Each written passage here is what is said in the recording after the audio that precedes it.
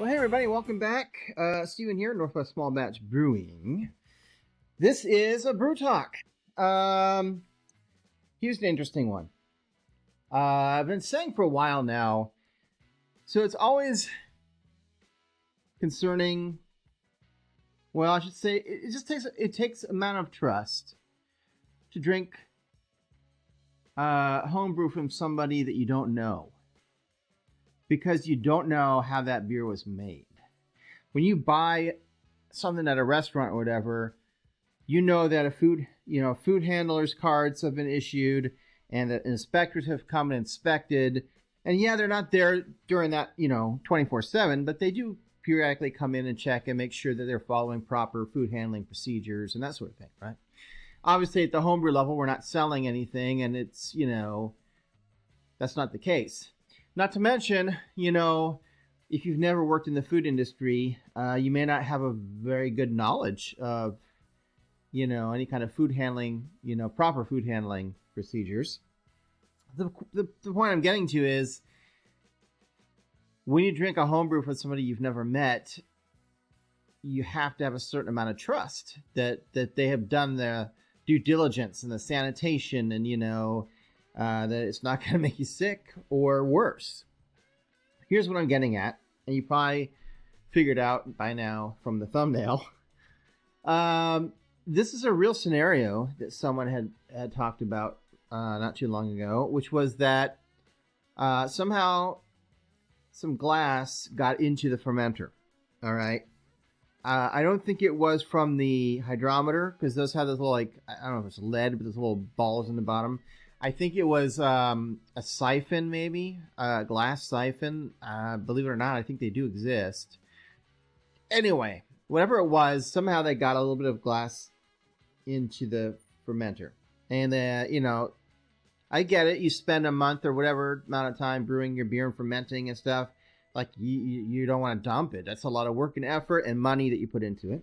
But, the question that was brought up was, can I salvage it? Now, the person who was asking had planned on filtering the beer and was asking, what micron, I think that's what it's called, right? How good a filter do you have to put it through to catch any glass? My first thought is, even if it did, you're going to oxidize the hell out of that beer, right? Some beers hold up better than others, but that's really pushing your luck. But would it catch the glass?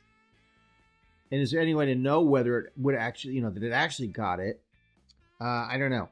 Other people mentioned that you could just let it settle to the bottom of the fermenter, like when you cold crash, and it would be in the tube. And when you siphon off, you're good, because it'll be at the bottom. Other people just simply said, if it's a small piece of glass, no big deal. And of course, others just said, no, dump it, right? So I want to get into a little bit more. I just have some notes, not a script. I just couldn't. There's some of these words you'll understand in a second here. There's no way I could remember them. I'm not gonna be able to pronounce them properly anyway. But the question is, what would you do if it was your beer and you somehow had broken glass, and you knew the glass got in, or even thought it might have gotten into your fermenter? What would you do? I'm curious. So I got into thinking about this. Immediately my mind went, is there a safe amount of glass that you can consume or swallow that would not cause a problem, that would just pass through you, right?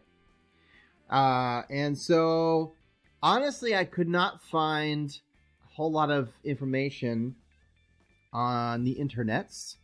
Not surprising, but I checked, like WebMD and places, medical, from a medical standpoint is where I'm coming from. Anyway, so I checked with an AI search, and I did find a couple of things that can be caused by broken glass being consumed. The first one I can't even pronounce. That's why I got this written down. Esophagastroduodental, I think. Perforation. I get the perforation part. I'm assuming that's something in your esophagus getting cut by the glass and perforating your esophagus. That sounds pretty terrible. Of course, it could cut your mouth, and cause bleeding in your mouth. Intestinal perforations. Well, we can all figure out what that is, and that sounds terrible as well.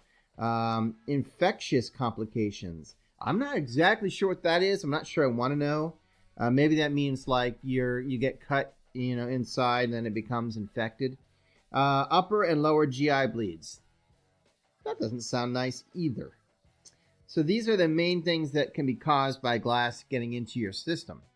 I could not find anything that said how big a piece of glass is, is there any size of glass like that would be safe? Like if you knew that you swallowed it, should you go to the ER even if you feel okay? That's the question, right? Also, it mentioned that, some glass is made with heavy metals like lead and cadmium. I think that's how you pronounce it. Maybe not, but so that makes that's another risk, right? You don't want something like that in your body either. It did say filtering, which the first person had suggested is not recommended because use a cheesecloth or a fine mesh, right? It was what this AI result said was that it doesn't matter. The filter won't be able to filter glass, at least the small pieces. Yeah, it will still get through. Apparently, I mean, I'm no expert. It's saying that's what it came back with. And cold crashing is the worst possible solution because there's zero way to know, right? If the glass actually fell out of solution is down in the tube. There's no way to know whether they'll end up getting into your actual beer. So that's the question. And I wonder if there's anybody in the medical field that happens to watch this video and has any insight. Like, is there, do you think, a certain amount of glass that wouldn't be harmful? Is it too much of a risk to try to filter or let it try to drop out of solution? Is it worth the risk? I will tell you personally, my personal opinion is it's not worth the risk. Not for me, and I'm certainly not going to risk giving that beer to anybody else, and that's where my concern really comes from. Like, I don't want anybody to hurt themselves, but if they hurt themselves and it's their own fault, that's on them.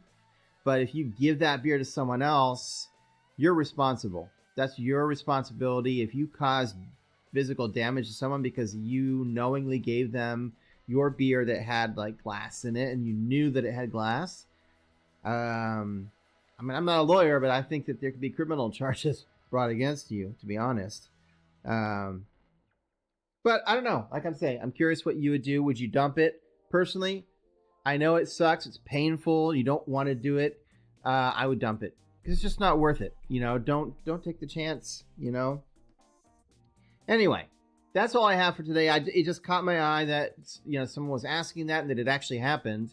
I don't know what they actually did in the end, but I'm just curious, how much are you willing to let go, safety-wise on your brews and still not only drink the beer yourself, but give it out to family and friends.